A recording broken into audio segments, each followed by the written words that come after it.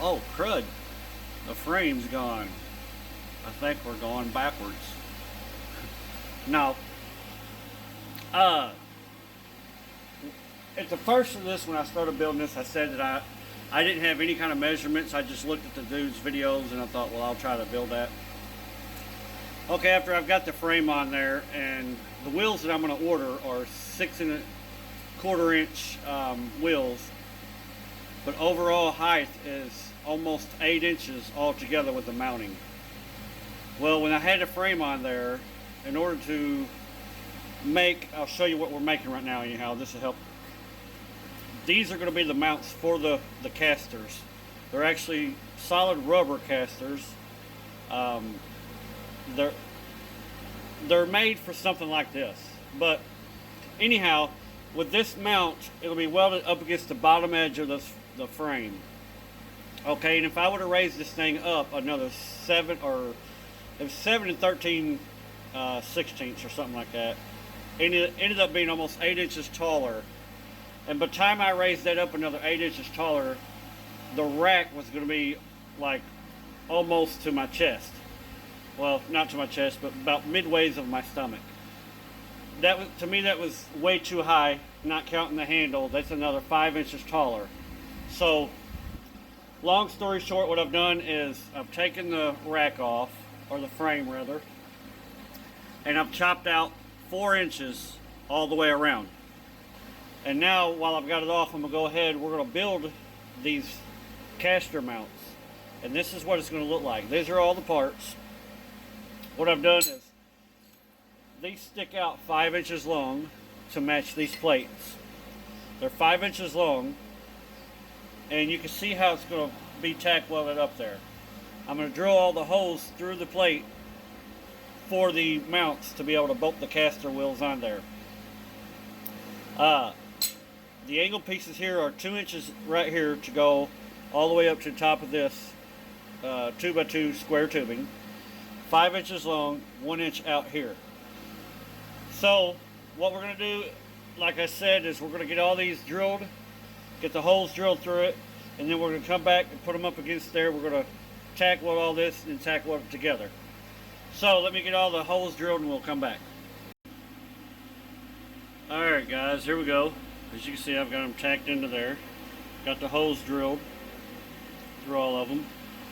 Now what we're fixing to do is we're going to bring it up here, line it up. I've got this right here completely square. I've got these squared. That's how it'll look. This is going to be the top. You will see this from the top. Sorry about the fan. Guys, it's hot in the shop today, but anyhow, that's what we're about to do. We're about to get this welded on here on all 4 corners, and then this part of it will be done. And then we'll slide it back underneath of here. We'll get it welded back to the bottom of it. And the last thing I got to do on this part is just order the caster wheels for it.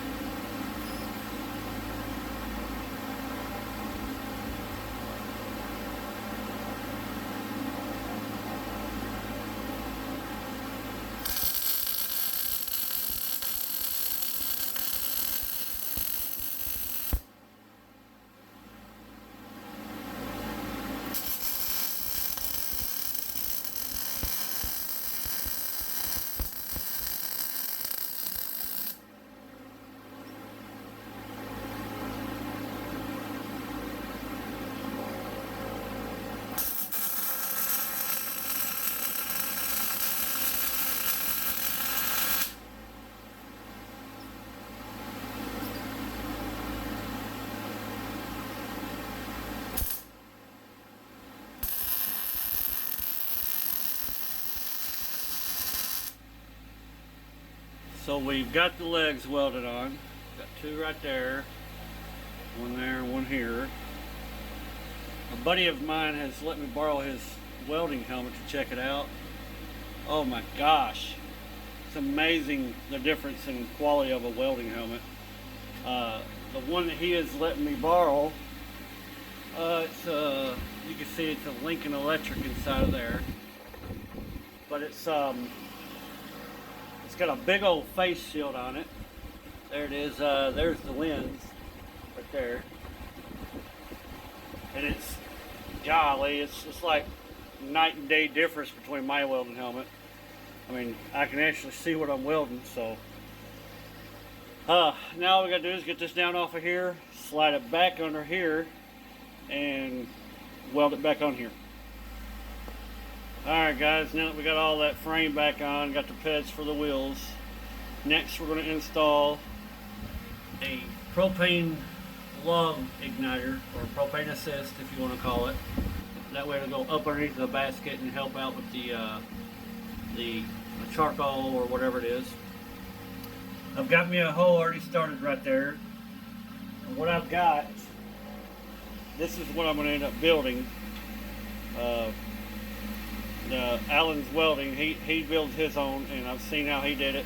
He did a how-to video, so we're going to build us one. But first we got to get this coupling right here welded into that right there. I've got an 1 3/8" hole saw here. That's what we're going to use. And you're probably wondering, well, you could use a drill on that, but I'm going to make it real precise. And I'm going to whoop out my good tool here. This is a magnetic drill press by Evolution Power Tools. So we're gonna get this thing stuck on there, and then we'll come back. All right, guys, here we go.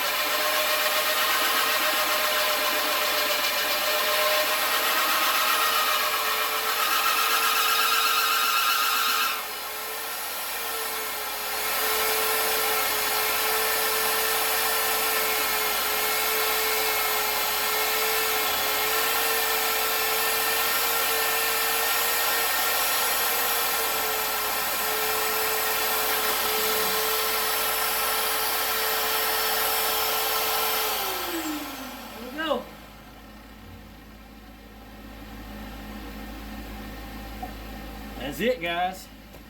As you can see, there we go. We got a hole straight through there. And just so y'all know, I did not only rely on the magnet force on this. I've got a strap going around this whole chamber all the way back to here and all the way under here, as you can see, just in case that magnet failed.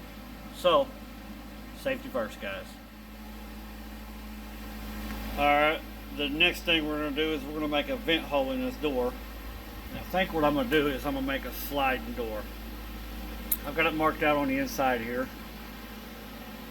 This will be my opening. It's a 2 by 5 inch opening. And then this will be the slide that will slide over that opening when I get ready to close it. So let's get this hole cut out right here and we'll come back. Alright folks, we're going to make it a wrap on this video. As you can see, I've got quite a bit done. Still got to get the hookup for the gas down there on the bottom for the log assist or the propane assist. I've got the feet on for the wheels to be ready to mount. I shortened it by 4 inches. That was a lot of work. What I've also done is, as you can see, I finished up the vent for the front of the firebox. It's just something real simple. It's a 2" by 5" opening. When I want to open it, I just slide it. I'll put a handle sticking out on that, but it gives me 2" by 5" opening, and I can just slide it right back shut, and it works that good. We did get the log or propane assist like I was talking about. Got all that done on the inside here. I've also got brackets in here to hold the log basket, charcoal basket up whenever I get ready to pull it out and fill it up. There is the propane assist right there. So we're getting closer. I've got to order the wheels. Like I said, the wheels are going to cost me about $100, but I think I'll really like them. I designed it, or well, I measured it off based off of the wheel that I've seen. The wheel is actually 6 1/4 inches tall, and by the time you get done with the mounting, it's almost 8 inches. So I've got it on 8" blocks, so that's where it's going to set.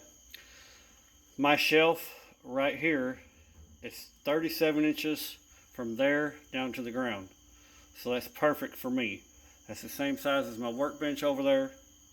I'm a little bit taller of a guy. I'm 6'2", so I didn't want to stay hunkered down when I'm cooking on this thing. As you can tell, the rack is perfect height for me.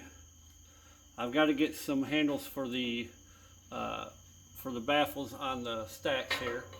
You know, don't want to burn my paws here.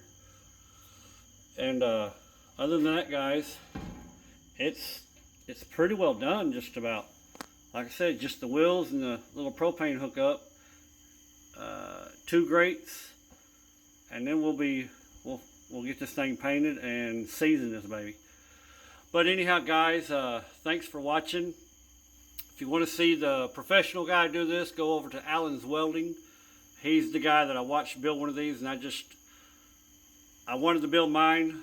To be honest with you, I can't afford to just pay what he wants. I'm not saying it's not worth it, but I also love the challenge of building something, and then when I get done, I can say I did that. This is the first ever barbecue grill I've ever tried to build, and I'm hoping that it's gonna work great. I did get a tip from a guy. Let me show you here. He did give me a tip about the stack right here when I'm smoking food or barbecuing. The drippings, the moisture. He said it could drip on your food. So what I'm gonna do is I'm gonna put some kind of little baffle right here or plate up here. That way, when the drippings hit, it'll go over and go off to the side. It will not affect where the smoke's going through it, because I'm not going to connect it up to the bottom. I'm just going to have it there to deter the drips. But other than that, guys, like I said, it's been a blast building this thing. I love it. I've got more hours in this thing than almost anything I've ever built. Just alone today, I've been out here for 14 hours just for this little bit of work that I got done. But the biggest part of it was cutting these legs back off. And as you can see, look at that weld. I'm proud of that. But as you can see, I got it all welded back solid. So I'm happy with that. Until next time, guys, God bless. And if you liked the video, please give it a thumbs up, share it, tell people about it. Leave some comments if you want, suggestions on what I might be able to do if I've not done it, you know. But something that might help it out, or give me some tips in the future. God bless. Have a good one.